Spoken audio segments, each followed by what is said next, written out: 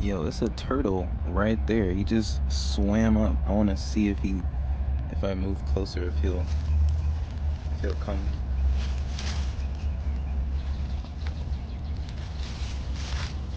Yo, he does not. Oh no, he's gone. Okay, there's another one. There's another one right there.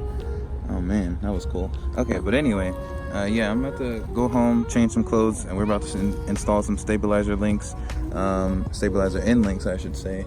And what else? I guess let's adjust them. You guys see that? These are shoes right now, but I'm gonna go home and change, and then I'll go to August's house, and we'll probably meet up with Christian there too. Don't know if they'll be in the video or not, but oh look, there he goes again. Look, wait, where'd he go?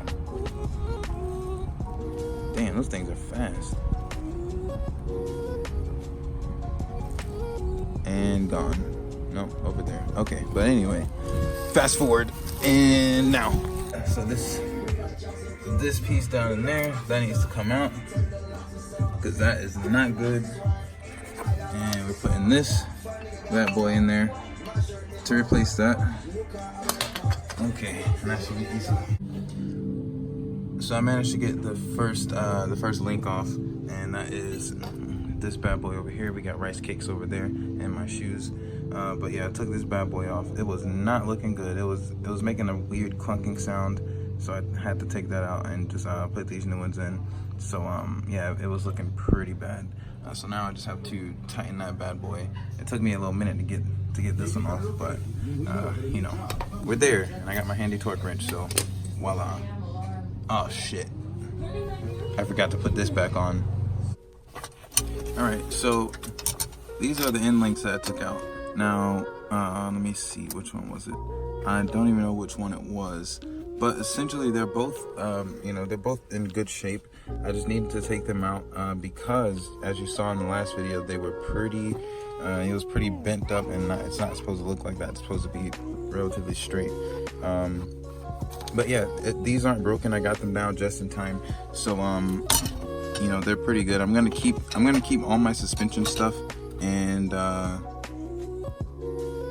I'm gonna keep all my suspension stuff. I'm not gonna sell it or anything like that. If I ever want to put them back on the car for some reason, then I'll do that.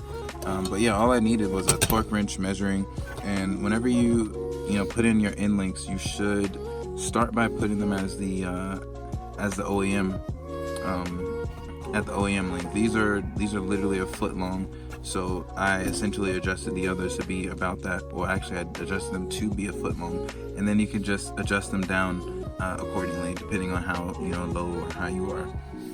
So that's really all I did. It was pretty easy. I ran into one issue.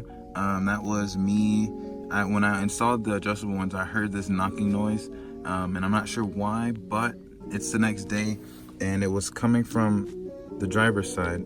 I didn't hear anything on the left side, so the left side's fine, but it was the right side or the left side that, wait, blah blah blah.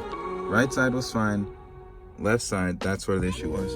And I went under there to check everything. Everything was pretty nice and sturdy. I'm not sure why I was making that noise, but the next day I turn the car on and go for a drive, and it's gone. So I have to check under there again just to make sure, but yeah, everything's gone.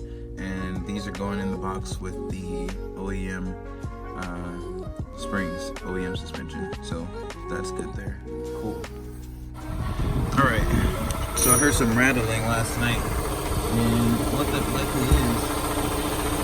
If you go in here, you see that nut down there that's loose. See that? All right. So that's why you hear any rattling down there. You have to go in and fix that with this. So just go in and tighten that. I don't think I'll be able to film that. Let me see if I can see it. Okay. Go in there and pull it up. So I'm gonna go in there and pull that up as much as I can with my finger.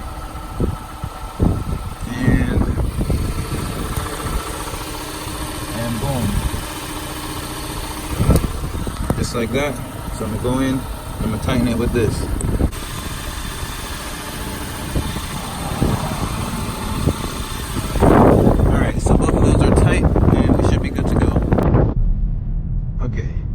rattling noise is gone.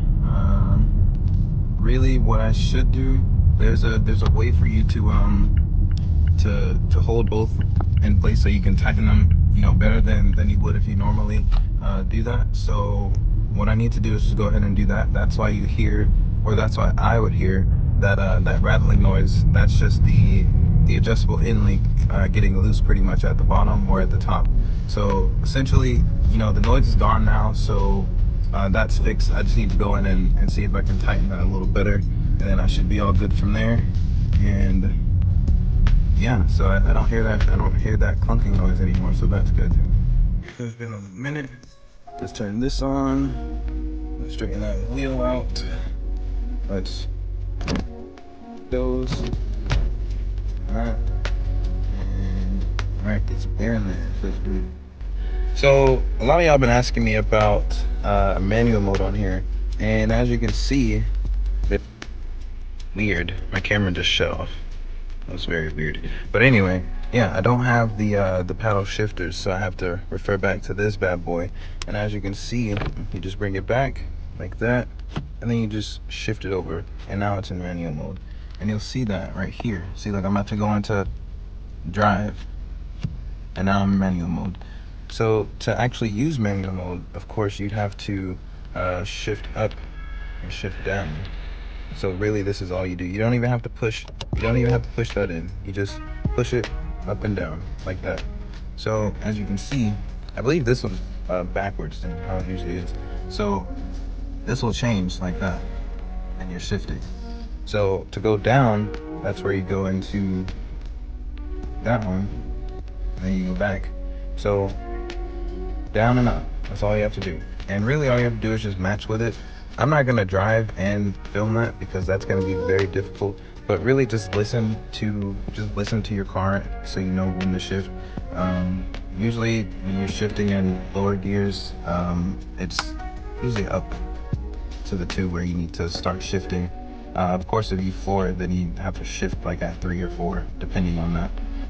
But just listen to your car, just try it out a little slowly, and you'll get the hang of it. I hardly ever use it. I really only use it when